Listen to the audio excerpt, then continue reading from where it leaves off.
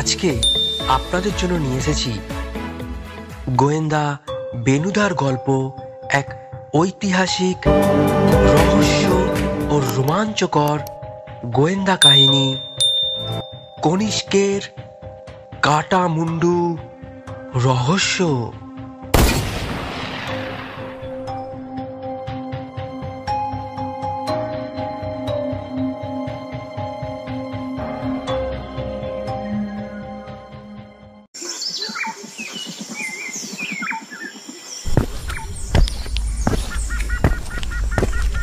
ভায়া তপাই, কতবার বললাম তোমার দাদাকে যে দুপুরের লাঞ্চটা চিড়িয়াখানার কোনো ফাঁকা মাঠে বসেই করে ফেলবো, কিন্তু তিনি রাজি হলেন না।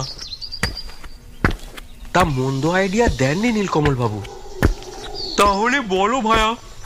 আরে ছোটবেলার স্মৃতি যখন রোমন্থন করতেই এলাম, তখন ভালোভাবেই করি। তুমি কি বলো?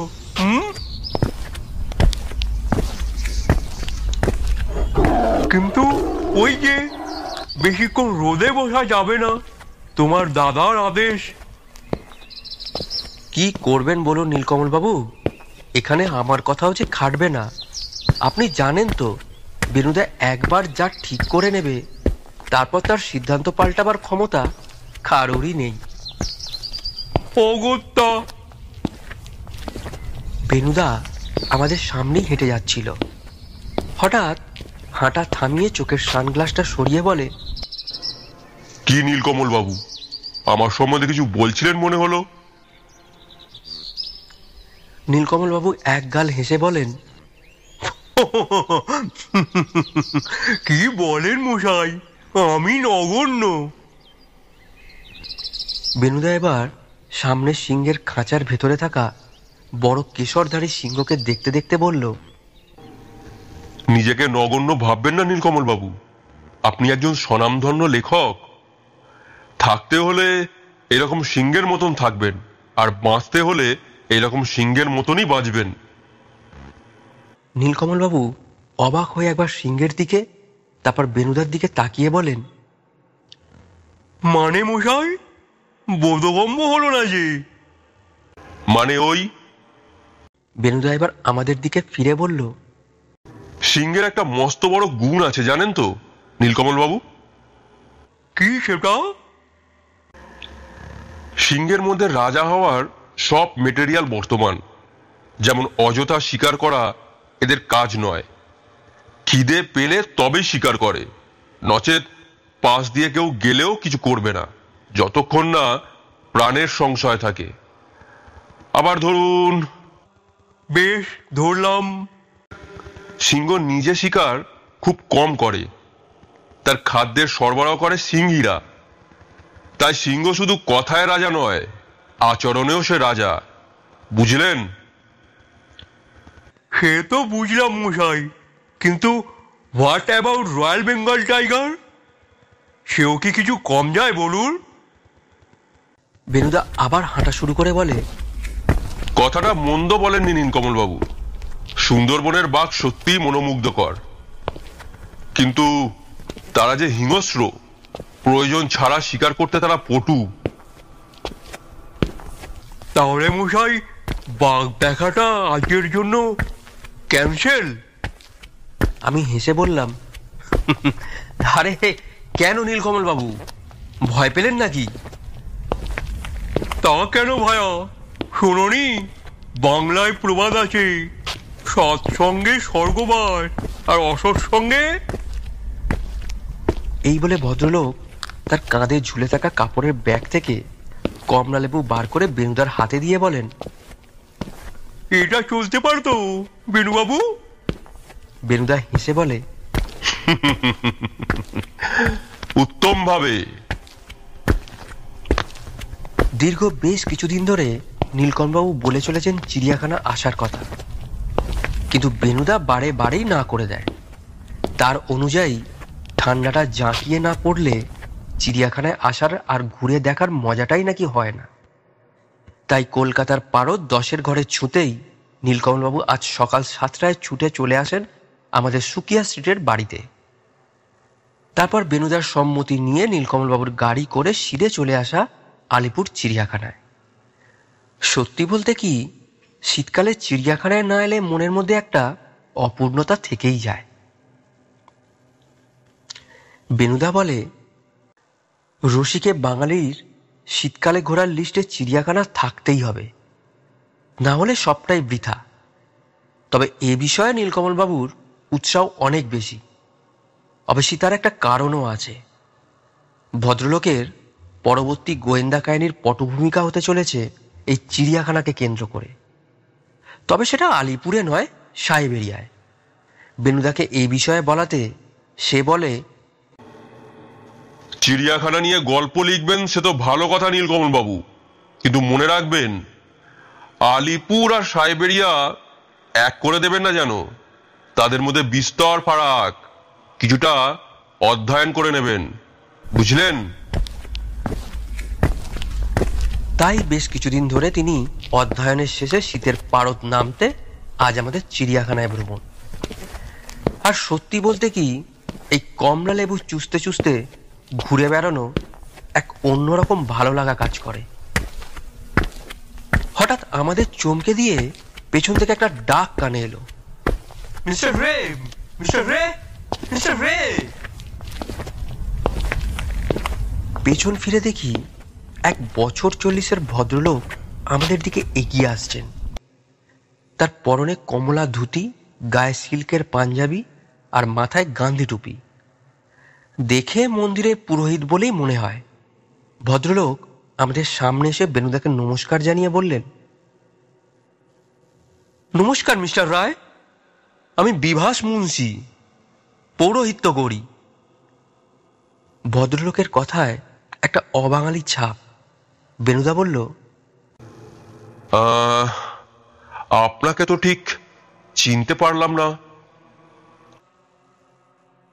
আপনি আমাকে চিনতে না পারলেও আমি আপনাকে একবার দেখা মাত্রই চিনতে পেরেছি।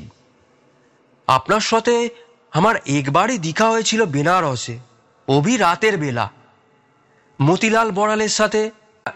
প্যারেলালের ঘরের যাওয়ার সময় তিব্বতী পুঁথি, ওই তো কাকা বাবু সঙ্গে আছেন। বেনুদা বলল, হ্যাঁ হ্যাঁ হ্যাঁ হ্যাঁ, মনে পড়েছে মনে পড়েছে। সত্যি সেদিনকে আপনারা যেভাবে সাহায্য করেছিলেন, না করলে আমার একার পক্ষে ওই পুঁথি উদ্ধার করা সম্ভব ছিল না। কিছু মনে করবেন না, আপনাকে প্রথমে চিনতে পারিনি বলে। মিস্টার মুন্সি বললেন, অত রাতে অন্ধকার বি ছিল, একবার দেখলে কারোরই মনে রাখা সম্ভব নয়। আমার ভি মনে থাকতো না যদি না তপাই ভাইয়ার কিতাব না পড়তাম। তিব্বতী পুঁথি উদ্ধারের কাহিনী তো তপাই ভাইয়া কিতাবে লিখেছে। আমি আপনার সব কেসের কাহিনী তপাই ভাইয়ার কিতাবে পড়ি। আপনি কি বাংলায় থাকেন? মিস্টার মুন্সি পান ভর্তি মুখে একগাল হেসে বলেন, আমি মন থেকে বাঙালি আছি বীরেশ্বর বাবু, তবে জন্ম আমার বেনারসে আছে। এখানে বেড়াতে এসেছিলাম, তা দেখেন আমার কি সৌভাগ্য, আপনার সাথে দেখা হয়ে গেল। বিভাসবাবুর কথায় স্পষ্ট বুঝতে পারছি তিনি বেনুদার ভক্ত। ভদ্রলোক আবারও বলেন, আপনার বই আমার ছেলে পড়ে, তাই আপনাদের এখানে দেখতে পেয়ে আমি আপ্লুত। দয়া করে একটি ছবি। এই বলে ভদ্রলোক নিজের মোবাইল ফোনে একটা ছবি তোলেন। তারপর বেনুদাকে বলে, মিস্টার রায়, আপনার একটু কার্ড যদি দিতেন। নিশ্চয়ই নিশ্চয়ই। এই বলে বেনুদা পকেট থেকে একটা ভিজিটিং কার্ড বের করে ভদ্রলোককে দিলেন। বেনুদাও সঙ্গে সঙ্গে ওনার ফোন নম্বরটা চেয়ে ফোনে সেভ করে নিল। তারপর নমস্কার করে ভদ্রলোক সেখান থেকে চলে যান। বেনুদা এবার আমাকে বলে, এটাই তো সার্থকতা তপাই। মানুষ তোর দেওয়া আমার বর্ণনা পড়ে জানতে পারছে ও চিনতেও পারছে, কিন্তু মুশকিল কি জানিস? আমি অবাক হয়ে জিজ্ঞাসা করি, কিসের মুশকিল বেনুদা? বেশি মানুষ আমাদের চিনে গেলে সেটাও অসুবিধা হয়ে দাঁড়াতে পারে। কথা বলতে বলতে বেনুদার মোবাইল ফোনটা বেজে উঠল। 1 মিনিট। হ্যালো, কে বলছেন? হ্যাঁ বলছি। কি ব্যাপারে? কি ফোনে বলা যাবে না? কি একটা জিনিস দেখাবেন? কি কি কি বলছেন? ঐতিহাসিক জিনিস? সন্ধ্যাবেলায় আসবেন? হ্যাঁ, আমি ওই সময় বাড়ি থাকবো। আচ্ছা ঠিক আছে, ওকে ওকে। নীলকমলবাবু বললেন, কি ব্যাপার মশাই, কোনো রহস্যের গন্ধ মনে হচ্ছে। এরপর নীলকমলবাবুর দিকে ফিরে বলল, নীলকমলবাবু, আপনার সন্ধ্যের সময় তেমন কোনো কাজ নেই তো? নীলকমলবাবু মাথা চুলকে বলেন, না, তেমন কিছু নেই। তবে কেন বলুন তো? একজনের আসার কথা আছে, তিনি বলেছেন সামথিং ইন্টারেস্টিং।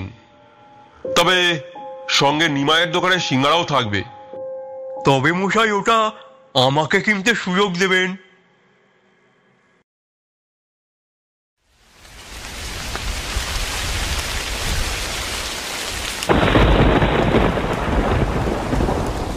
বেনুদা, শীতের রাতে যা বৃষ্টি শুরু হলো, তাতে কি ভদ্রলোক আসবেন? তোমার কি মনে হয়? বেনুদা উদ্গ্রীব নজরে জানলা দিয়ে বাইরে তাকিয়ে বলে, সেটাই তো ভাবছি রে তপাই। তবে ভদ্রলোকের সঙ্গে আলাপ হয়ে এটা লাগেনি যে উনি কথার খেলাপ করতে পারেন। তবে মুশকিলটা হলো অন্য জায়গায়। অন্য জায়গায়? হ্যাঁ রে তপাই, এই যে উনি আসবেন বলে নীলকমলবাবুকে আটকে রাখলাম, এখন যা বৃষ্টি হচ্ছে।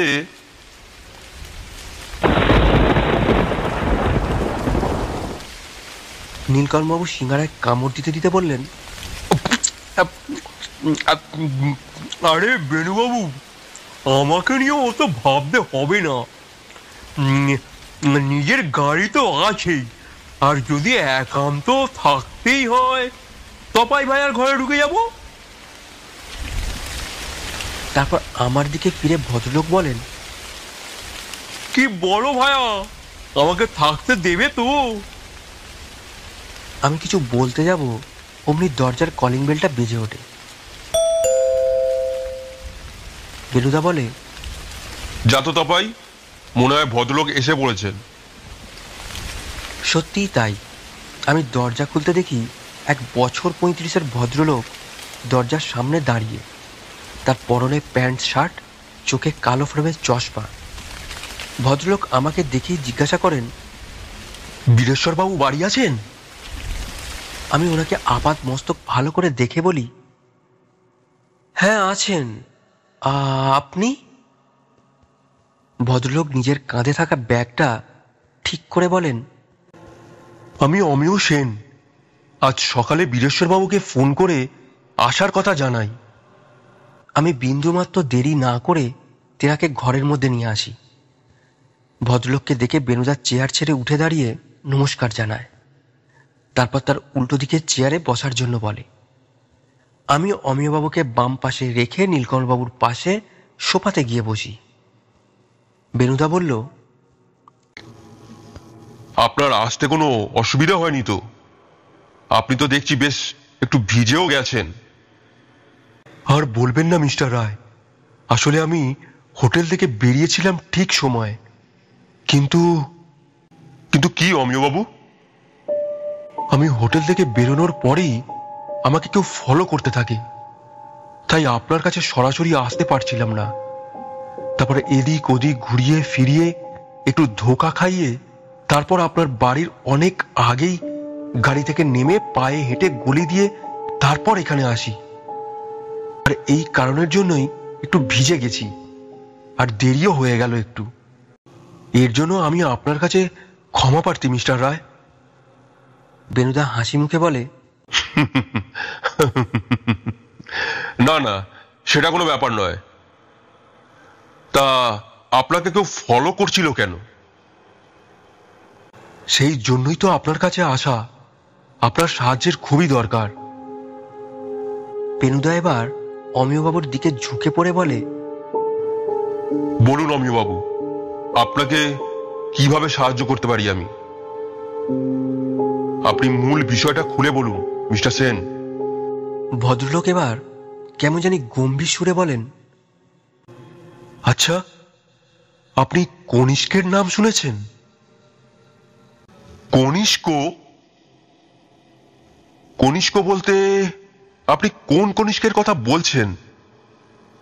কুষাণ বংশের চতুর্থ সম্রাট রাজা কনিষ্কের কথা বলছেন, যিনি তার সামরিক, রাজনৈতিক ও আধ্যাত্মিক কার্যকলাপের জন্য বিখ্যাত ছিলেন।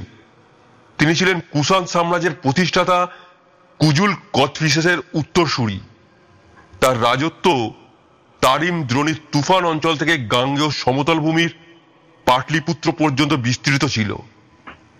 পুরুষপুর, কপিলা ও মথুরা তার রাজ্যের রাজধানী ছিল। তিনি কুষাণ সাম্রাজ্যের সর্বশ্রেষ্ঠ শাসক হিসেবে পরিচিত ছিলেন এবং বৌদ্ধ ধর্ম গ্রহণ করেছিলেন। আপনি কি সেই কুষাণ সম্রাট রাজা কনিষ্কের কথাই বলছেন? অমিয়বাবুর শুধু একটা শব্দ শুনে বেনুদার এত সুন্দর বিবরণ শুনে চোখের সামনে যেন পুরো ইতিহাসটা ভেসে উঠল। নীলকণ্ঠবাবুকে দেখি চোখ বড় বড় করে, মুখটা হাঁ করে বেনুদার দিকে তাকিয়ে আছে। হ্যাঁ হ্যাঁ, আমি তার কথাই বলছিলাম। হ্যাঁ, তার সম্বন্ধে যেটুকু পড়েছি সেটুকুই।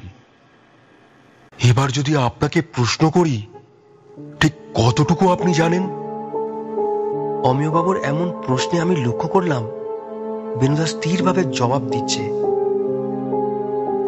আপনি অ্যাকচুয়ালি কি বলতে চাইছেন একটু খুলে বলুন। কিন্তু নীলকণ্ঠবাবুকে বেশ উত্তেজিত লাগছে। আপনি তো সবই বললেন মিস্টার রায়, কিন্তু তার কাটা মাথা? বেনুদা অবাক হয়ে প্রশ্ন করে, কাটা মাথা মানে? ওনার শিলামূর্তির দেহটা এতদিন মানুষ বই বা জাদুঘরে দেখেছেন, কিন্তু মাথাটা? নীলকণ্ঠবাবু এবার বলেন, সে তো মশাই মিসিং। ভদ্রলোক এবার নীলকমলবাবুর দিকে ফিরে তীক্ষ্ণ হাসি এসে বলেন,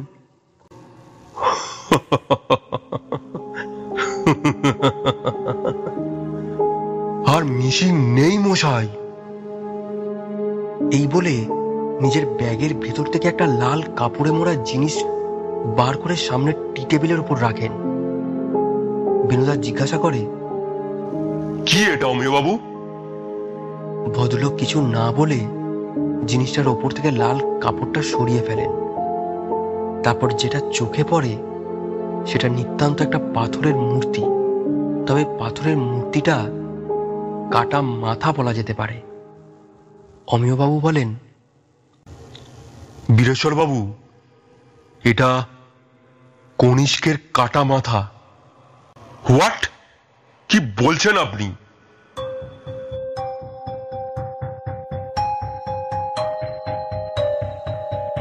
এটা শোনার পর নীলকণ্ঠবাবু ফিকফিক করে হেসে ওঠেন।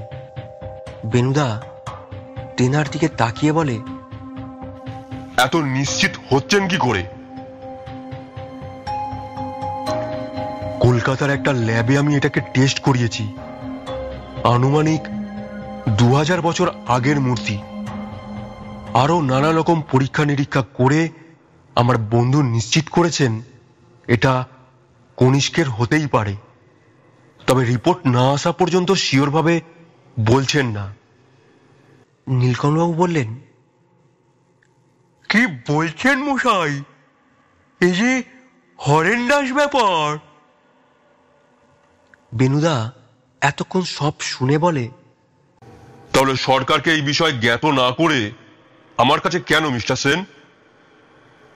ভদ্রলোক মূর্তিটা লাল কাপড়ে মুড়ে নিজের ব্যাগে ঢোকাতে ঢোকাতে বলেন, সরকার প্রমাণ চায়, তাও আবার কাগজপত্রের প্রমাণপত্র। তাই যতক্ষণ না আমার বন্ধুর কাছ থেকে ফাইনাল পরীক্ষার কাগজ পাই ততক্ষণ। সে তো বুঝলাম এবং এই মূর্তি দেখে আনন্দও পেলাম, কিন্তু মুশকিল হলো এখানে আমার কি করার আছে সেটা বুঝতে পারছি না অমিয়বাবু। আছে আছে বীরেশ্বর বাবু, না হলে এত রাতে আপনাকে বিরক্ত করতে আসতাম না। কি কারণ? গত দুদিন থেকে একটা উড়ো হুমকি পাচ্ছি। প্রথমে আমি এসব পাত্তা দিইনি, কিন্তু আজ সকালে খুনের হুমকিও পাই মিস্টার রায়। খুনের হুমকি? কে দিচ্ছে? সেটা আমি বলতে পারবো না মিস্টার রায়। কলকাতায় সাতকুলে কেউই থাকে না। মূর্তিটা উড়িষ্যা থেকে উদ্ধার করে সিধে চলে আসি কলকাতায় আমার বন্ধুর কাছে। আর তারপর থেকেই আপনার ওপর তারা নজর রেখে চলেছে, এবং আজকে এখানে আসার আগে আপনাকে কেউ ফলো করছিল, তারা যে এরাই এ বিষয়ে আমার কোনো সন্দেহ নেই। আপনার কথা অনুযায়ী। বেনুদা চেয়ারে হেলান দিয়ে বলে, তা কি বলছে? মানে দাবিটা কি? দাবি একটাই, মূর্তিটা তাদের হাতে তুলে দিতে হবে। অবশ্যই কিছু অর্থ দেবে বলেছে, কিন্তু। নীলকমলবাবু এবার বলেন, কিসের কিন্তু? ভদ্রলোক নীলকমলবাবুর দিকে ফিরে বলেন, জিনিসটা ভারতের ইতিহাসের চেহারা বদলে দিতে পারে নীলকমলবাবু। শুধু তাই নয়, আমরা ছোট থেকে যাকে পাঠ্য বিষয়ে বইয়ের পাতায় দেখেছি মুন্ডু ছাড়া, আজ যদি এই পাথরটা সরকারের হাতে জমা দিতে পারি, তাহলে ইতিহাসে একটা নব জোয়ার দেখা দেবে। বেনুদা বলে, যে ফোন করছে তার কিছু নাম বলেছে? নাম একটা বলেছে, পেয়ারেলাল সিং। বেনারসে ভদ্রলোক থাকেন, তবে ওনার কথা শুনে মনে হলো দেশের সব জায়গায় ওনার যথেষ্ট যোগাযোগ আছে। নীলকমলবাবু বলেন, আবার পেয়ারেলাল? বেনুদা ওনার কথা শুনে বেশ কিছুক্ষণ চুপ করে বসে থাকে। বেনুদার এমন অবস্থা দেখে আমি বলি, কি হলো বেনুদা? বেনুদা নিজের বাঁ পায়ের ওপর ডান পাটা তুলে বলে, আচ্ছা, আপনার এই মুক্তি পাওয়ার কথাটা আর কাকে কাকে বলেছেন? আমার বন্ধু যে এটার পরীক্ষা করে দেখছে, আর এই আপনারা। বেনুদা দেখি দুটো হাতের আঙুল কপালের মাঝখানে রেখে কি যেন বিড়বিড় করছে। ভালো করে শোনার চেষ্টা করে বুঝলাম বেনুদা বলছে, মিস্টার পেয়ারেলাল খবরটা পেল কি করে এই মুন্ডুর? এই যে শস্যের মধ্যেই ভূত আছে রে তপাই, এই যে চোরে চোরে মাস্তুতো ভাই।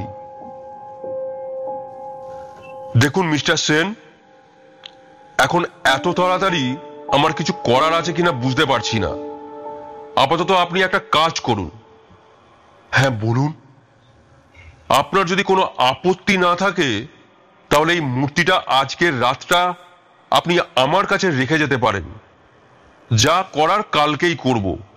আর একটা কথা, আপনি পুলিশে একটা ইনফর্ম করে রাখুন। এর পরেও যদি কিছু সমস্যা হয় তাহলে আমাকে জানাবেন।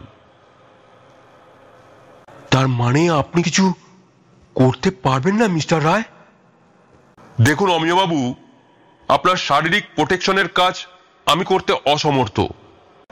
এটা পুলিশ খুব ভালো করে পারে। আর বাকি রইল মূর্তি, সেটা আমার জিম্মায় সাবধানে রাখলাম। বেশ, আপনার কথায় বল পেলাম মিস্টার রায়। আশা করি তেমন কোনো অঘটন ঘটবে না, কিন্তু ধরুন যদি আমার কিছু বিপদ। কিছু ভাববেন না অমিয়বাবু, বীরেশ্বর রায় সব সময় আপনার পাশে আছে। কিন্তু আপনি বেনারসে ফিরছেন কবে? আগামী পরশু আমার হাওড়া থেকে ট্রেন আছে। কাল রিপোর্টটা পেয়ে যাব, দেখি তারপর কি করা যায়। আপনার বন্ধুর পরিচয়টা একটু দেবেন? ওর নাম ডক্টর সুব্রত তালুকদার। ও একজন ভালো আর্কিওলজিস্ট। ও একসময় সরকারি আর্কিওলজিস্ট ল্যাবে চাকরি করত, খুব নাম করা ছিল। তারপর বছর 3 হলো ও চাকরি ছেড়ে নিজস্ব ল্যাব খুলেছে, সেখানেই পার্সোনালি পরীক্ষা নিরীক্ষা করে। আচ্ছা, বেশ বেশ। তাহলে মিস্টার রায়, এবার আমি উঠি। আচ্ছা, নমস্কার। আপনার সাথে আমার কাল দেখা হচ্ছে। বেশ, নমস্কার। ভদ্রলোক নমস্কার জানিয়ে চলে গেলেন। এদিকে আমরা লক্ষ্য করলাম নীলকমলবাবু সোফার ওপর গোঁজ হয়ে বসে আছেন। বেনুদা নীলকমলবাবুকে জিজ্ঞাসা করেন, কি হলো নীলকমল বাবু, কিছু সমস্যা? নীলকমলবাবু বেনুদার কথার উত্তরে বলেন, মশাই, এত বড় রিস্কটা আপনি নিলেন কেন বেনুবাবু? কোন রিস্কের কথা বলছেন নীলকমল বাবু? আবার কোন রিস্ক? এই যে মূর্তিটা আপনার কাছে আপনার জিম্মায় রেখে দিলেন, যখন শুনলেন ভদ্রলোককে কেউ ফলো করছে, এমনকি এখানে আশেপাশে পর্যন্ত ফলো করে চলে এসেছে, তাহলে তার এখানে চলে আসার কতক্ষণ? সেই জন্যই তো এখানে এটা রেখে যেতে বললাম। আর উনি এটা আমাকে দিয়ে গেছেন, সেটা একমাত্র উনি জানেন আর আমরা জানি। বাইরের ওই লোকটা কিন্তু জানে না। এটা যদি আসল মূর্তি হয়ে থাকে তাহলে এটা আজ রাতে হাতছাড়া হয়ে যাওয়ার চান্স আছে। আমাদের দেশের ইতিহাস তাহলে বাইরে চালান হয়ে যেতে পারত। মানে মশাই, আপনি বলছেন তাহলে ভদ্রলোকের উপর আজ রাতে হামলা হতে পারে? আমার সিক্স সেন্স তো তাই বলে। সে জন্যই তো আমি ওনাকে আজ পুলিশে ইনফর্ম করার কথা বলেছি। বেশ বেশ, তাহলে ইতিহাসটাকে হারিয়ে যেতে দিলেন না, তাই তো মশাই? বেনুদা হেসে বলে,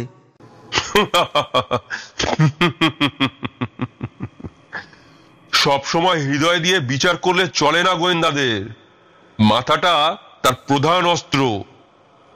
শুধুমাত্র একটা ফোনের হুমকিতে কিছু বিচার করা চলে না। আপনার সঙ্গে মশাই কথায় পেরে ওটা মুশকিল। আচ্ছা বেনুদা, তোমার কি মনে হয় পেয়ারেলালকে খবর কে দিতে পারে? আবার কে? বুঝলি না? অমিয় বাবুর বন্ধু ছাড়া আর কে হতে পারে? ওনার সম্পর্কে একটু খোঁজ খবর নিতে হবে। কালকে তো অমিয় বাবুর কাছে রিপোর্টটা দিতে ভদ্রলোক আসছেন, তখনই একটু বাজিয়ে দেখতে হবে, বুঝলি? বৃষ্টি কি থেমেছে ভায়া তপাই? একটু দেখো তো। হ্যাঁ নীলকমলবাবু, বৃষ্টি থেমে গেছে। এই তো অমিয়বাবু বেরোলেন এক্ষুনি, তখনই দেখলাম থেমে গেছে। তাহলে বেনুবাবু, আমি আজ চলি। Good night. নীলকমলবাবু আমাদের সামনে দিয়ে গটমট করে চলে গেলেন।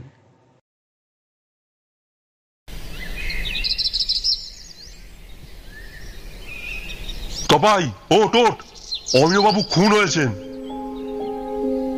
বেনুদার মুখ থেকে কথাটা শোনা মাত্র বিছানার ওপর শটান বসে পড়ি।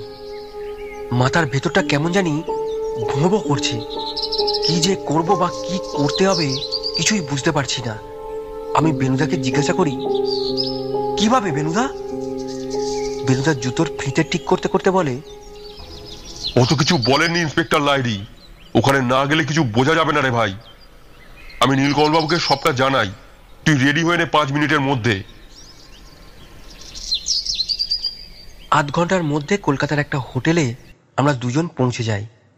নীলকমলবাবু ইতিমধ্যেই এসে পড়েছেন।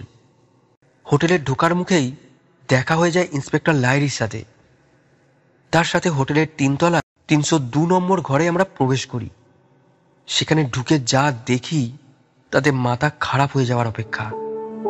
গোটা ঘর তন্ন তন্ন করে ঘাঁটা। পাশের বেডরুমে বিছানার উপর অমিয়বাবুর মৃতদেহ পড়ে আছে। আততায়ী বুকে ছোড়া মেরে আঘাত করেছে। বেনুদা এবার ইন্সপেক্টর লাহিড়ীকে জিজ্ঞাসা করে, প্রথমে কে দেখেন? হোটেলের রুম বয় আসে ঘর পরিষ্কার করার জন্য। অনেকক্ষণ ডাকার পরেও দরজা না খোলায় সে ম্যানেজার বাবুকে ডেকে আনে। তিনি সব দেখে আমাকে ইনফর্ম করেন। কিন্তু মশাই, খুনের কন্ট্যাক্ট লিস্টে আপনার নামটা প্রথম পেলাম কেন? বেনুদা সব ঘটনা খুলে বলতে তিনি বলেন, কিন্তু মিস্টার রায়, সেরকম কিছু মূর্তি তো আমি পাইনি। সেটা আমার কাছে আছে, ওটা নিয়ে চিন্তা করবেন না। লাহিড়ীবাবু বললেন, কিন্তু এনাকে মারলো কে? অমিয়বাবুকে যারা ফলো করছিল তারাই হবে মনে হচ্ছে। মূর্তি না পেয়ে ওনাকে... উনি কি আপনাকে কাল রাত্রে কোনো ইনফর্ম করেননি? লাহিড়ীবাবু বললেন, না। আমার বাড়ি থেকে ফেরার সময় ওনাকে বলেছিলাম পুলিশকে ইনফর্ম করার কথা। আমি ওনার সাথে কথা বলার পর বুঝেছিলাম এইরকম কিছু একটা হতে পারে। বেনুদারা কথা বলছে এমন সময় এক কনস্টেবল এসে বলল, স্যার, একজন ভদ্রলোক রিসেপশনে অমিয়বাবুর খোঁজ করছেন। হাতে একটা লম্বা চওড়া কাগজের খাম রয়েছে দেখলাম। লাহিড়ী বাবু, শিগগিরই চলুন। ভদ্রলোককে রিসেপশনে সব জেনে চলে যাওয়ার আগে ওকে ধরতে হবে, তার সাথে হাতের রিপোর্টগুলো নিতেও হবে। সঙ্গে সঙ্গে বেনুদা ও ইন্সপেক্টর লাহিড়ীবাবু দৌড়লেন নিচে। কিছুক্ষণ পর দুজনেই ওপরে ফিরে এলো এবং বেনুদার হাতে দেখলাম একটা বড় খাম। কি গো বেনুদা, ধরা পড়লো লোকটা? না, আপনার নিচে নামার সাথে সাথেই লোকটা লম্বা দৌড় লাগিয়েছে। আমাদের নাগালের অনেক বাইরে ছিল। শুধু ছুটে পালিয়ে যাওয়ার সময় সামনে একটা লোকের সঙ্গে ধাক্কা লেগে যাওয়ায় হাত থেকে তার কাগজের খামটা পড়ে যায়। সেটা তোলার আর সুযোগ তার কাছে ছিল না, কারণ ততক্ষণে আমরা সেখানে পৌঁছে গেছিলাম। তাই সে ওটা ফেলে রেখেই পালায়।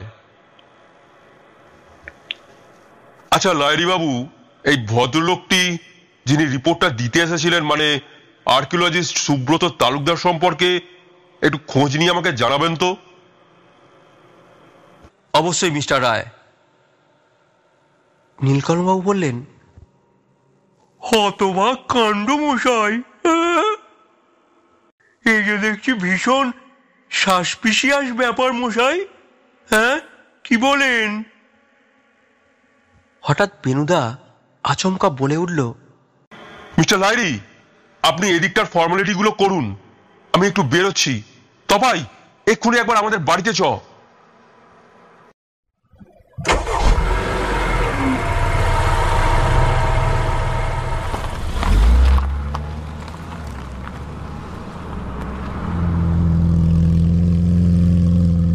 সঙ্গে সঙ্গে আমরা নীলকমলবাবুর গাড়িতে চেপে বাড়ির দিকে রওনা দিলাম।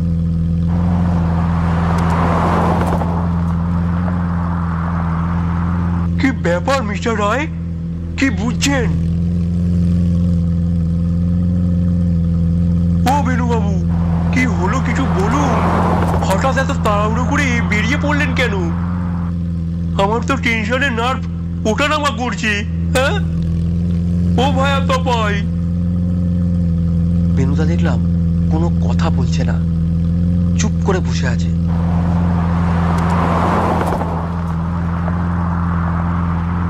শুধু একটাই কথা বলল, আমার সিক্স সেন্স ভীষণ বিপদের ইঙ্গিত দিচ্ছে। এতক্ষণ কেন এটা আমার মাথায় আসেনি? উফ, ও মাই গুডনেস।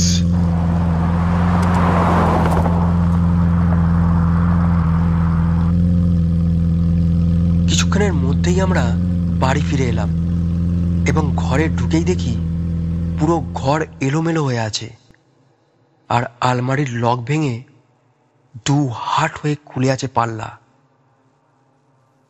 আর তার ভিতর থেকে লাল কাপড়ে জড়ানো মূর্তি মিসিং। তার বদলে পড়ে আছে একটা ছোট্ট কাগজের চিরকুট। তাতে লেখা আছে, সাপ খেলা লুডোর ছোকে ছক্কা পুট হয়ে গেছে mister Roy. Game is over. বেনুদা, বেনুদা, তোমার রিভলভারটা? সেটা আমি সঙ্গে করে নিয়েই বেরিয়েছিলাম। ওফ, এই যাত্রা রক্ষে, তা না হলে ওটাও তো।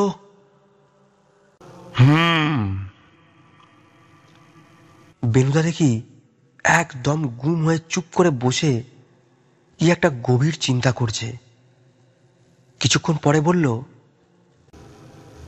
এত বড় challenge mister Pyarelal, game is over নয়, গেম ইজ স্টার্ট।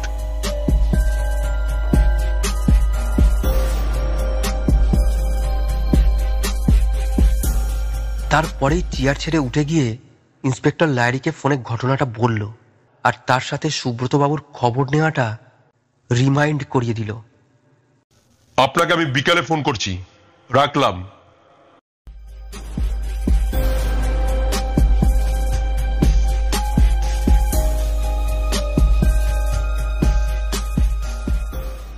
ঘটনাটা ভীষণ গন্ডগোল নীলকমল বাবু। এখানে চুরিটাই বা কে করলো, আর অমিয় বাবুকে কেই বা খুনটা করলো? সুব্রত বাবু আমাদের দেখে ওরকম ভাবে পালিয়ে গেল কেন? এই তিনটে ঘটনার সূত্র কি একই সুতোয় বাঁধা, না এখানে একজনের আলাদা আলাদা স্বার্থ আছে? এদের আসলে মোটিভটা কি? আমার মনে হয় রহস্যের কালো ছায়ার নিরসন বেনারসে না গেলে সরানো সম্ভব নয়। তবে সবটাই এখন টেলিপ্যাথি। তবে ইন্সপেক্টর লাইরির কাছ থেকে সুব্রতবাবুর সম্পর্কে খোঁজটা খুবই জরুরি। তবেই আমি যেটা ভাবছি আমার কাছে কিছুটা হলেও ধোঁয়াশা কাটবে। বুঝলি তপাই, রহস্যটা খুবই জটিল। বেনুদা চেয়ারে চুপ করে বসে কি যেন ভেবে চলেছে।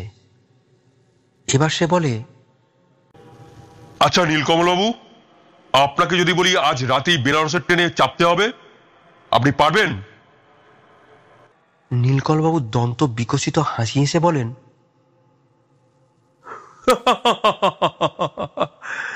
সময় বলুন, তারপর দেখুন কি করতে হয়। কেসটা যে রিস্ক আছে সেটা বলে রাখা ভালো আপনাকে। তাও জিজ্ঞাসা করছি নীলকমলবাবু, ভয় পেয়ে পিছিয়ে আসবেন না তো? নীলকমলবাবু এবার বেনুদার পাশের সোফায় বসে নিজের বাইসেপ দেখিয়ে বলেন,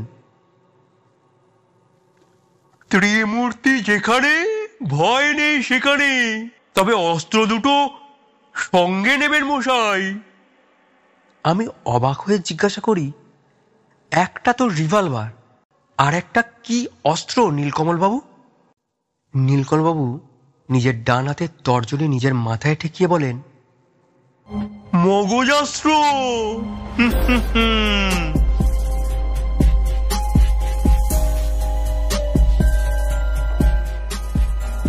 তবে সবাই তৈরি হয়ে সব গুছিয়ে নিন, হাতে বেশি সময় নেই আমাদের। মিস্টার প্যারেলাল, আপনার লুডোর ছকে পুট বসাতে আমি আসছি। বীরেশ্বর রায়কে চ্যালেঞ্জ।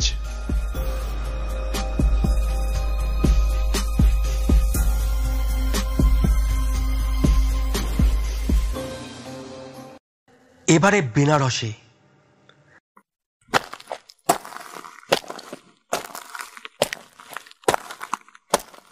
কি হলো নীলকমলবাবু, পিছিয়ে পড়ছেন কেন? আর কি করব ভায়া, 500 মিটার রাস্তা যদি নিজের ভারী লাগেজগুলোকে টানতে টানতে নিয়ে যেতে হয় তাহলে কি করি বলো তো ভায়া। ওই বাবারি, উফ। বেনুদা এবার নীলকমলবাবুর দিকে পেছন ফিরে বলে, সকাল 10টা থেকে গোধুলিয়া চোখে গাড়ি ঢোকা নিষিদ্ধ, তাই পায়ে হেঁটে নিজের মালপত্র চাগিয়ে নিয়ে যাওয়া এছাড়া আর কোনো উপায় নেই নীলকমল বাবু। তা মশাই, আমাদের বিশ্রাম স্থলটা কোথায়? ওই যে গোধুলিয়া চকের বাম দিকে বাঁশফটকের গলির মধ্যে। ও ভায়া তপাই, এবারে কি শুধুই বাঁশ? আমি হেসে বলি, অগত্যা।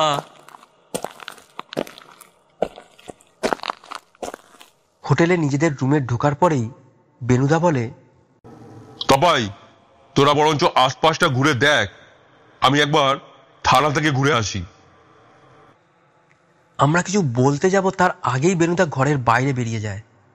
নীলকমলবাবু আমাকে বলেন, তপাই ভায়া, আশেপাশে কি আছে তোমার জানা আছে তো? গ্রিন লস্যির দোকান থেকে লস্যি পান করে আমরা সিধে চলে যাই মহাকাল মন্দিরের উদ্দেশ্যে। তারপর সেখান থেকে পুজো দিয়ে বেরিয়ে মালাই টোস্ট খেয়ে সোজা চলে যাই দশাশ্বমেধ ঘাটে। এত মানুষের সমাগম যে হতে পারে আমরা ভাবতেও পারিনি। নীলকমলবাবু ঘাটের সিঁড়িতে বসে বলেন, এ তো দেখছি ভাইয়া দক্ষিণ ভারতের মানুষের সংখ্যাই বেশি। বাঙালি কি এক্সপ্লোর করতে ভুলে গেল? সত্যি ঠিক বলেছেন নীলকমলবাবু, আমিও খুব বেশি বাঙালি মানুষ দেখতে পাচ্ছি না। সেখানে বসে 2 কাপ চা পান করে আমরা চলে আসি হোটেলে। সেখানে ফ্রেশ হয়ে অপেক্ষা করতে থাকি বেনুদার। অবশেষে দুপুর 2টোয় বেনুদা ফিরতে আমরা লাঞ্চ শেষ করি। এরপর অবশ্যই আর বেরোনো হয়নি। আমি একবার বেনুদাকে থানায় কি হলো সেটা জিজ্ঞাসা করেছিলাম, কিন্তু সে তার লাল ডায়েরি নিয়ে ব্যস্ত থাকায় কোনো উত্তর দেয়নি। কিছুক্ষণ পরে বেনুদা বলল, তপাই, তোর চিড়িয়াখানায় সেই লোকটার কথা মনে আছে? আমাদের সাথে দেখা হয়েছিল, বিভাস মুন্সি, পৌরোহিত্য করে। আমি বললাম, হ্যাঁ হ্যাঁ, ও তো এখানেই থাকে বলেছিল। তোমাকে ফোন নম্বরও তো দিয়েছিল নিজের। তাকে একটা ফোন করে ছোট্ট একটা কাজের কথা বলেছি। টোপটা যদি প্যারালাল গিলে নেয় তাহলে আমার কাজটা একটু সহজ হয়ে যাবে। কাজটা তার আজই করার কথা এবং রাতে আমায় জানাবে বলেছে টোপটা গিলল কিনা।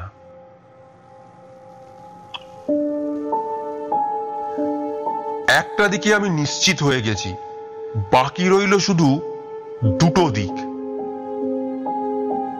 বেনুদা, তুমি কি বলছো? আমি তো কিছুই বুঝতে পারছি না, সব মাথার উপর দিয়ে বেরিয়ে যাচ্ছে। পারবি পারবি, সব বুঝতে পারবি, শুধু কালকের দিনটা আসতে দে। আমাদের টেলিপ্যাথির জোর যদি থাকে তাহলে কালকেই সবকিছুর জবনিকা পতন হয়ে যাবে।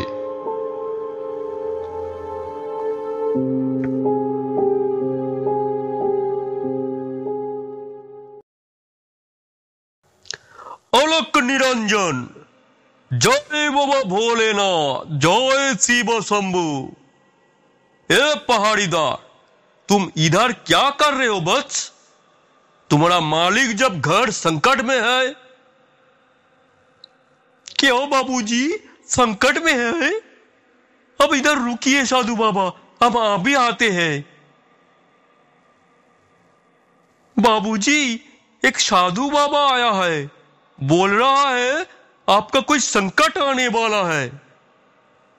मेरा कोई संकट मुझे कुछ नहीं कर सकता है। नहीं, वो साधु बाबा बहुत बड़ा है, आप एक बार उनसे मिल लीजिए बाबूजी।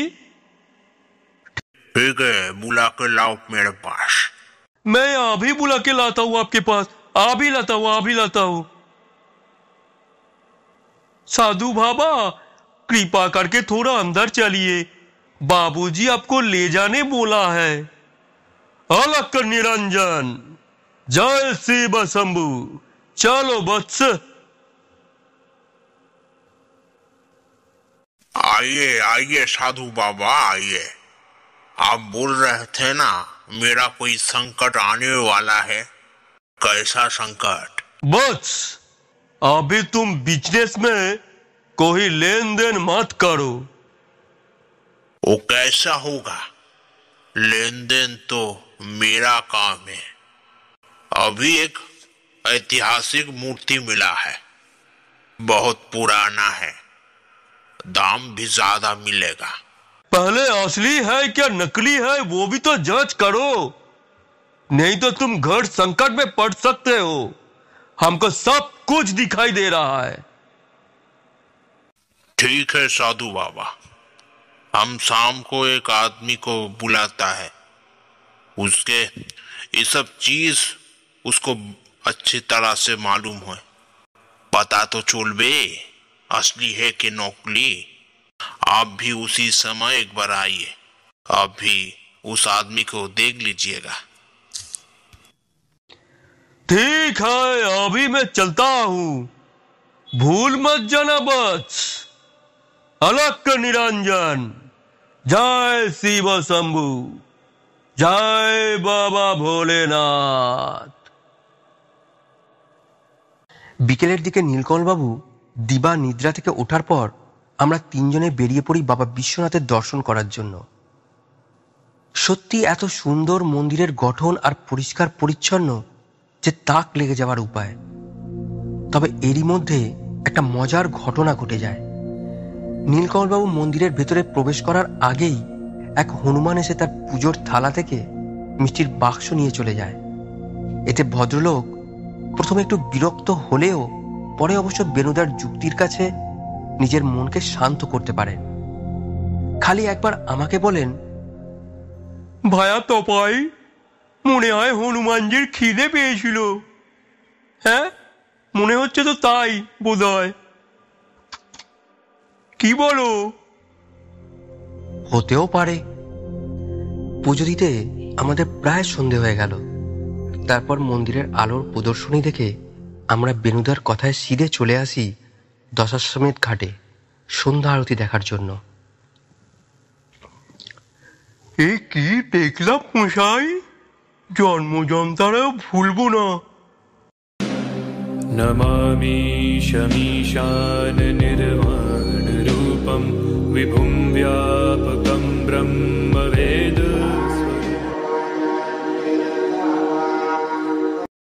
নিজের বুকে হাত দিয়ে বলে ওঠেন নীলকমলবাবু। বেনুদা একটা ঘাটের সিঁড়ি দিয়ে নামতে নামতে নীলকমলবাবুকে বলে, যাতে না ভোলেন তাই জন্যই তো নিয়ে আসা নীলকমল বাবু।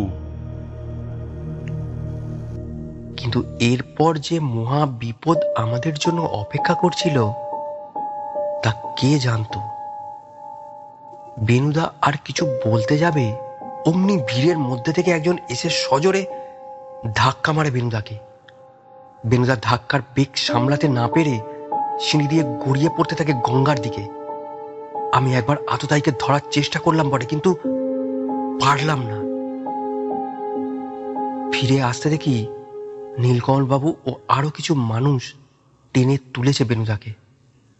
আমি তার কাছে আসতে বেনুদা বলে, কিরে, ধরতে পারলি? না, ভিড়ের মধ্যে মিশে গেছে বেনুদা। কিন্তু তুমি? আমার কিছু হয়নি, ওই হাতে একটু চোট লেগেছে মাত্র। নীলকমলবাবু বললেন, কে ধাক্কা মারলো বলুন তো মশাই? বেনুদা হেসে বলে,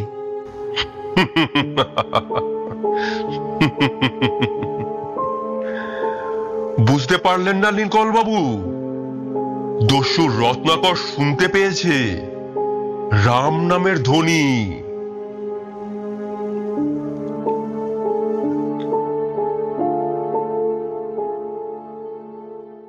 ডাক্তার দেখাতে তিনি বেনুদার হাতে ব্যান্ডেজ করে দেন। বেনুদা এখন একেবারে গম্ভীর। ওর মুখ দেখে কিছুই অনুমান করা ভীষণ কঠিন। হোটেল রুমের বিছানায় হেলান দেওয়ার সময় নীলকমলবাবু বলে ওঠেন, আরে বেনুবাবু, আপনার জ্যাকেটের পকেটে ওটা কি? বেনুদার ডান হাতে তার বাম দিকের জ্যাকেটের পকেট থেকে একটা কাগজের টুকরো বার করে দেখে, তারপর সেটা আমার হাতে তুলে দেয়। আমি উঁকি মেরে দেখতে দেখি তাতে লেখা আছে, ঘরের ছেলে ঘরে ফিরে যাও গোপাল, না হলে মৃত্যু অবধারিত। আমি বলি, তাহলে বেনুদা এখন কি করবে? বেনুদা মাথায় হাত রেখে বলে, তোরা খাওয়া দাওয়া করে শুয়ে পড় তপাই, কাল অনেক কাজ আছে আমাদের। বলার সঙ্গে সঙ্গে বেনুদার মোবাইলটা বেজে উঠল।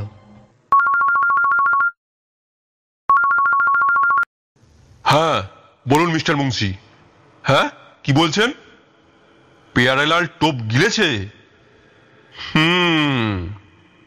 কি বললেন? প্ল্যান মাফিক কালকের কথাই বলেছেন। তা আপনি ওখান থেকে ফিরলেন কখন? কি ঘন্টা দুয়েক আগে?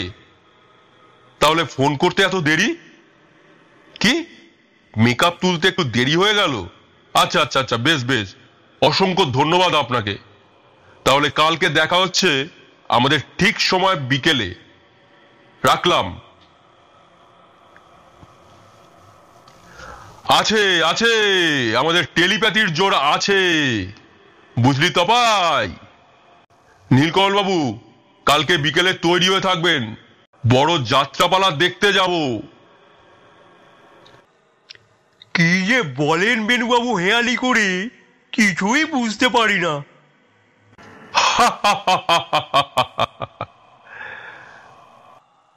আমি এবার বেনুদার হেয়ালিটা বুঝতে পেরেছি।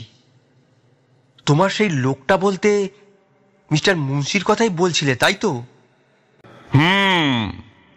তপাই, তুই ঠিক ধরেছিস।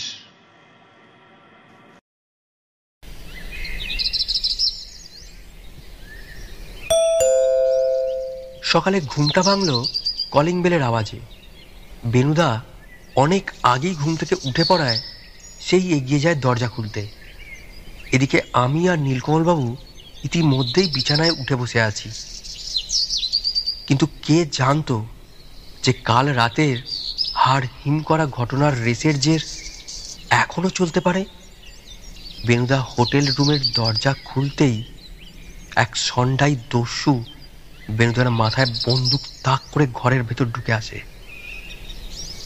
কিন্তু অবাক লাগলো এটা দেখে যে বেনুদা একেবারে নির্বিকার, বাধ্য শিশুর মতন চেয়ারে এসে বসে পড়ে। এরপর যেটা ঘটে সেটার জন্য আমরা একেবারেই প্রস্তুত ছিলাম না। হঠাৎ আমাদের চমকে দিয়ে দরজার বাইরে থেকে শোনা গেল এক গভীর কণ্ঠে বাংলা কবিতার আবৃত্তি। খোকা ঘুমোলো, পাড়া জুড়ালো, বর্গি এলো দেশে, বুলবুলিতে ধান খেয়েছে, খাজনা দেবে কিসে। কবিতা শেষ হওয়ার সঙ্গে সঙ্গে ঘরের মধ্যে প্রবেশ করলেন এক অবাঙালি ভদ্রলোক। তার পরনে সাদা ধুতি, পাঞ্জাবি, মাথার চুল ব্যাক ব্রাশ, আর হাতে একটা পুতুল। দেখে আর চিনতে অসুবিধা হলো না আমাদের। এর আগেও পরিচিত মিস্টার পেয়ারেলাল সিং। ভদ্রলোক একবার আমার আর নীলকমলবাবুর দিকে চেয়ে সামান্য হাসেন, তারপর বেনুদার ঠিক উল্টো দিকে চেয়ারে গিয়ে হেলান দিয়ে বসেন। ভদ্রলোক একইভাবে পুতুলের মাথায় হাত বোলাতে বোলাতে বলেন, ভালোবাসা বিশাল জিনিস আছে মিস্টার রে, আপনি ভালোবেসেছেন কাউকে? বেনুদা হাসি মুখে বলে, আমার ভালোবাসা সততার সঙ্গে পেয়ারেলাল বাবু, তাই যার মধ্যেই সৎ দেখতে পাই তাকেই ভালোবাসা দিতে ইচ্ছা করে। সাবাস, তাহলে আপনার সাথে আমার জমবে ভালোই, কি বলেন? সেটা নির্ভর করছে আপনার কাজে কতটা সততা আছে পেয়ারেলাল বাবু, সেটার উপর নির্ভর করে। हाँ वो तो सच बात आछे तबे कि जानेन आमी बाबा विश्वनाथेर सेवायित आছি যেটা করি সেটা মন থেকেই করি মিস্টার রে। বুঝলাম। এবার বলুন তো আমার কাছে আসার কারণ। আরে কি বাত বলছেন মিস্টার রে, আপনি হলেন ফেমাস ডিটেকটিভ, আপনার সাথে আমার আজকের পরিচয় আছে। বানারসে এলেন আর আমি আপনার কাছে আর কাকা বাবুর কাছে দর্শন করব না, স্বাগত জানাবো না, আর সেটা কি কখনো হয়? কি আঙ্কাল ঠিক বলেছি তো? এই বলে ভদ্রলোক নীলকমলবাবুর দিকে তাকান। নীলকমলবাবু হকচকিয়ে বলেন, ও আমি সামান্য। পেয়ারালালবাবু এরপর নীলকমলবাবুর দিকে ফিরে বলেন, আরে আপনি সামান্য না কাকা বাবু, আপনি তো ভালো অভিনয় বি করতে পারেন, তাই একটু করে দেখাবেন নাকি? তবে তার আগে বেনুবাবুর সাথে কিছু কথা বলতে হবে, সেরে নিয়ে। এই বলে ভদ্রলোক বেনুদার দিকে ফিরে বলে, মিস্টার রে, আপনি কেন আমার পিছনে পড়ে আছেন বলেন তো? বেনুদা হেসে বলে,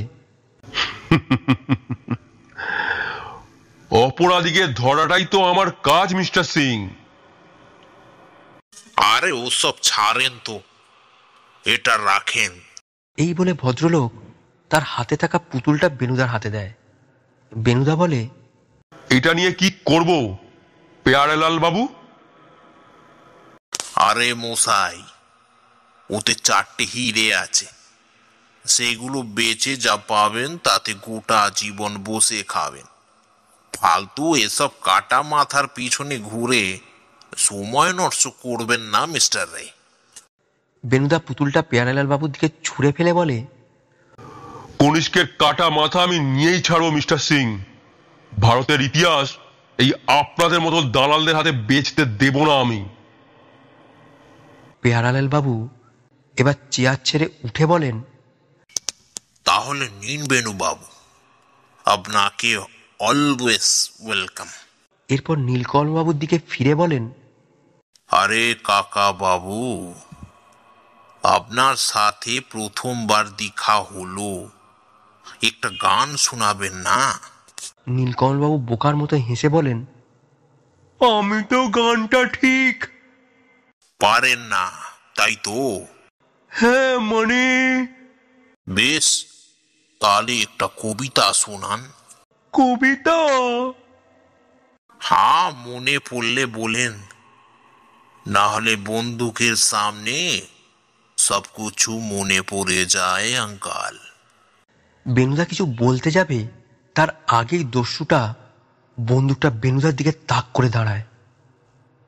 পেয়ারালাল বাবু বলেন, আচ্ছা ছাড়েন, আপনি বরঞ্চ ওই পুতুলটা আপনার কাছে রাখেন।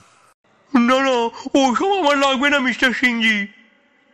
বেশ, আপনি ছাড়েন, কিন্তু বেনু বাবু আমাকে বেশি ঘাটাবেন না বেনু বাবু। আবারও বললাম, আমার মাথা গরম হয়ে গেলে না একদম বিপদে পড়ে যাবেন কিন্তু।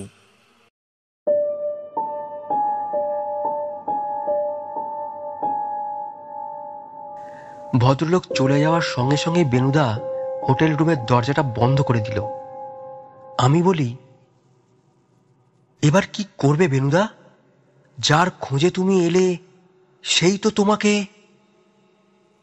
বেনুদা আবার চেয়ারে এসে বসে বলে, অত দূর এখনো ভাবিনি রে তপাই। তবে কি জানিস, বেনুরায় এর শেষ না দেখে ছাড়বে না। শত্রুর শত্রুতা যতই বড় হবে, মগজাস্তের খেলা ততই বাড়বে তপাই। দাবার ঘুঁটির চাল যা দেবার আমার দেওয়া হয়ে গেছে, খেলা তো হবে কালকে। নীলকমলবাবু বলেন, কিন্তু বেনুবাবু, ওই পুতুলটা? ওটাকে ভুলে যান নীলকমল বাবু, আপাতত মূর্তিটা উদ্ধার করতে হবে। আমি বলি, কিভাবে করবে কিছু ঠিক করলে? সেটা সময় এলেই জানতে পারবি। তবে আজ রাতেই আমাদের বেনারস ছাড়তে হবে, তোরা প্রস্তুত থাকিস। এরপর বেনুদা চুপ করে যায়। अरे सुब्रत बाबू, इस मूर्ति को जरा दिखिए तो। असली सम्राट कनिष्क का मूर्ति है कि नकली है?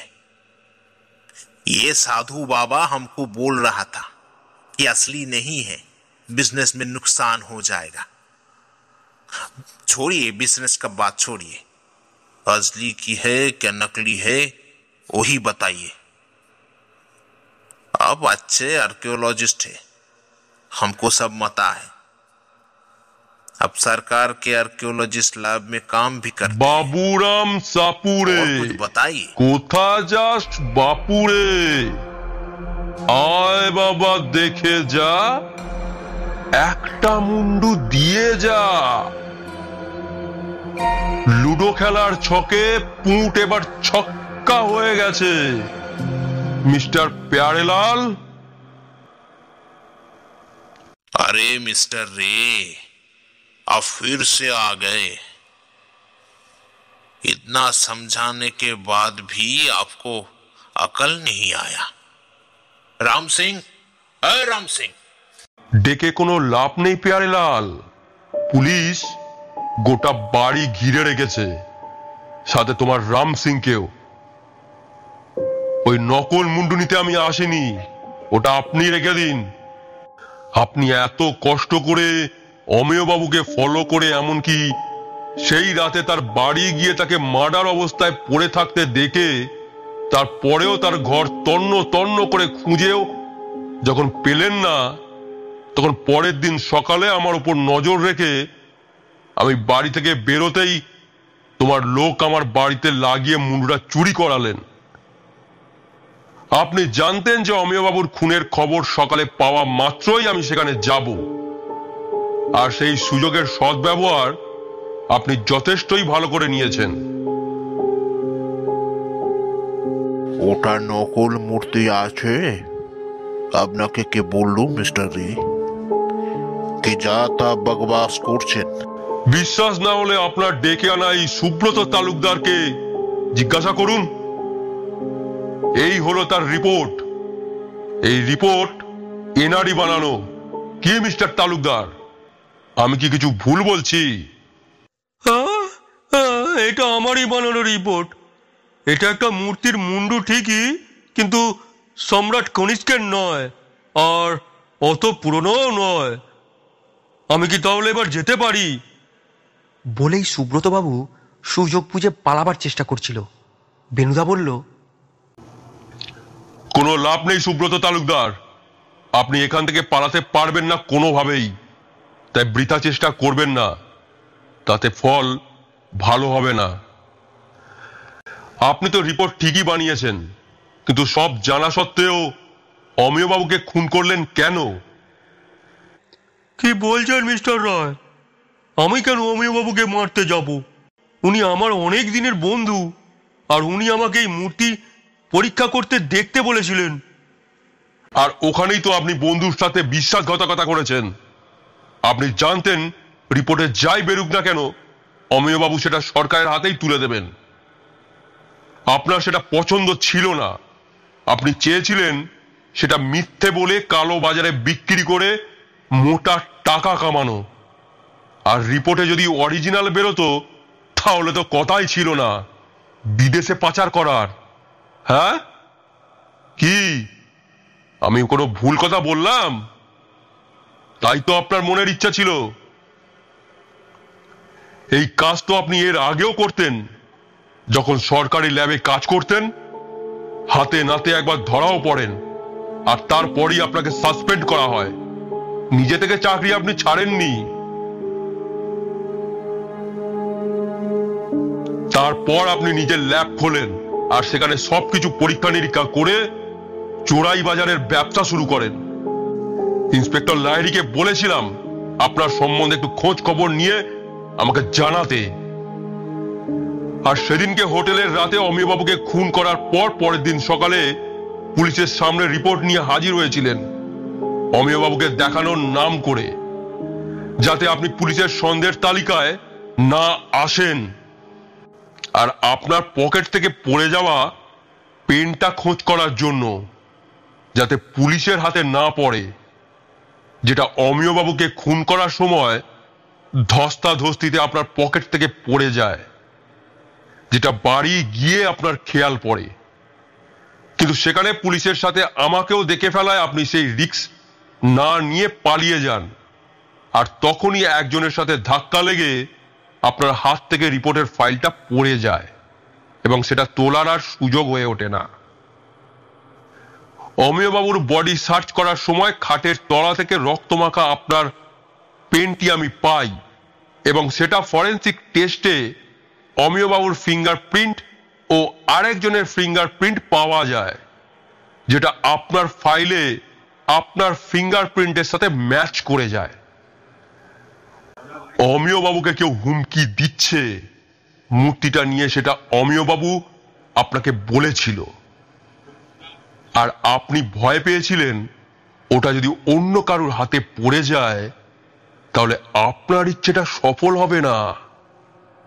আর সেদিনকে আপনি প্রথমে মূর্তিটা এমনি চেয়েছিলেন অমিয়বাবুর কাছে, কিন্তু অমিয়বাবু আমার কথা আপনাকে বলেছিল, কিন্তু আপনি তার কথা বিশ্বাস না করে মূর্তি খুঁজে না পেয়ে রাগের বশে তাকে খুন করে বসেন। इंस्पेक्टर पांडे जी, গ্রেপ্তার করুন মিস্টার তালুকদারকে। আমি কোনো খুন भी করিনি और ये मूर्ति भी नकली আছে, তাহলে আমাকে इतना হেনস্থা क्यों करते हैं? সব যখন মিটে গেল তখন সবাই এবার আসুন, জায়গাটা হালকা করেন তো। মিস্টার প্যারেলাল, খুন আপনি করেননি ঠিকই, কিন্তু আমার বাড়ি থেকে চুরি করে আমাকে চ্যালেঞ্জ ছুঁড়ে দেওয়া, সেটা ছেড়ে দেওয়া সম্ভব? মূর্তি আসলি হোক আর নকলি হোক, চুরি তো আপনি করেছেন, তাহলে ছাড়ার কোনো প্রশ্নই আসছে না। আপনাদের দুজনকে একসাথে হাতে নাতে ধরার জন্যই আমি মিস্টার মুন্সিকে ছদ্মবেশে এখানে পাঠিয়েছিলাম, আপনাদের সাথে অভিনয় করে এক জায়গায় আনার জন্য। ধন্যবাদ মিস্টার বিভাস মুন্সি, আপনি এই সাহায্যটা না করলে এদের দুজনকে একসাথে ধরা সম্ভব হতো না। না না, কি বলছেন মিস্টার রায়? আপনার সাথে কাম করতে পেরে আমি ধন্য। নিয়ে যান পান্ডেজি ওনাকেও, মিস্টার প্যারেলাল, আর এই মূর্তিটাও সরকারের খাতায় জমা করুন। মিস্টার রে, এটা আপনি ঠিক কাম করলেন না।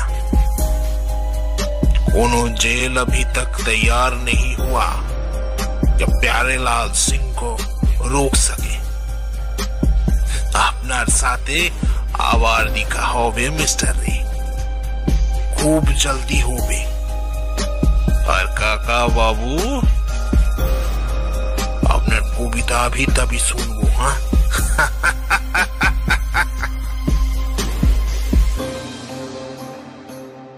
এরপর ইন্সপেক্টর পান্ডেজি ওদের নিয়ে চলে যাবার পর নীলকমলবাবু বলে উঠলেন,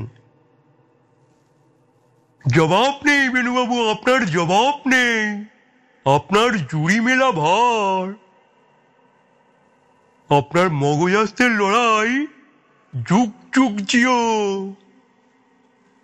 থ্রি মার্কেটিয়াস যেখানে, সমস্যার সমাধান সেখানে। তারপর আমরা সেই দিনকার রাতের ট্রেনেই বাড়ি ফিরে এলাম। ত্রিশাতুর শেষে পহিচিনু এসে আমার বাড়ির কাছে। বাড়ির কাছে কোথায় নীলকমলবাবু? বাড়ির ভেতরেই তো আছেন। সেটা অবশ্যই ঠিকই বলেছ ভায়া। আমি আর নীলকমলবাবু সোফার উপর বসে গল্প করছিলাম। এদিকে বেনুদা জানলার সামনে দাঁড়িয়ে সিগারেটের ধোঁয়া ছাড়ছে। সত্যিই নীলকমলবাবু, সম্রাট কনিষ্কের মাথা নিয়ে যা কাণ্ড হলো এবারে। হঠাৎ বেনুদা বলে উঠল, তার আগে তোরা বলতো, কনিষ্কের মাথা যে সত্যি বর্তমান সেটা কে বলল? আমি বলি, না সেটা কেউ বলেনি বটে, কিন্তু কোনো কিন্তু নয় তপাই, এটাও তো হতে পারতো রাজা কনিষ্কের মূর্তি স্বয়ং কনিষ্ক, বা বলতে পারিস ওনার কোনো উত্তরসূরি বা বিরোধী শত্রুপক্ষ দ্বিখণ্ডিত করেন আর মাথাটা ভেঙে ফেলেন। সত্যি তাই তো, এই কথাটা তো কখনোই মাথায় আসেনি। বুদ্ধিতে একটু শান দে তপাই, বুদ্ধিতে একটু শান দে। নীলকমলবাবু বলে ওঠেন, আপনার মগজাস্তের কাছে আমরা নগণ্য বেনুবাবু। তাই তো আপনি হলেন মাথা আর আমরা হলাম আপনার শাখা প্রশাখা মাত্র।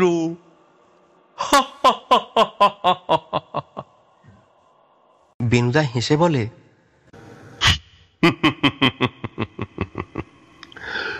তথাস্তু। এতক্ষণ শুনছিলেন সামনের সপ্তাহে ঠিক এইরকমই আরও একটি রোমাঞ্চকর গল্প নিয়ে। আমাদের চ্যানেলের গল্প যদি আপনাদের ভালো লেগে থাকে, চ্যানেলটি সাবস্ক্রাইব করুন ও শেয়ার করুন আপনার প্রিয় মানুষজনের কাছে। অবশ্যই আপনার অমূল্য কমেন্ট ও একটি অমূল্য সাবস্ক্রাইব করতে ভুলবেন না যেন। আপনাদের মূল্যবান একটি কমেন্ট ও একটি মূল্যবান সাবস্ক্রাইব আমাদের সাহায্য করবে এগিয়ে নিয়ে যেতে চ্যানেলটিকে আরও ভালো করার জন্য। ধন্যবাদ।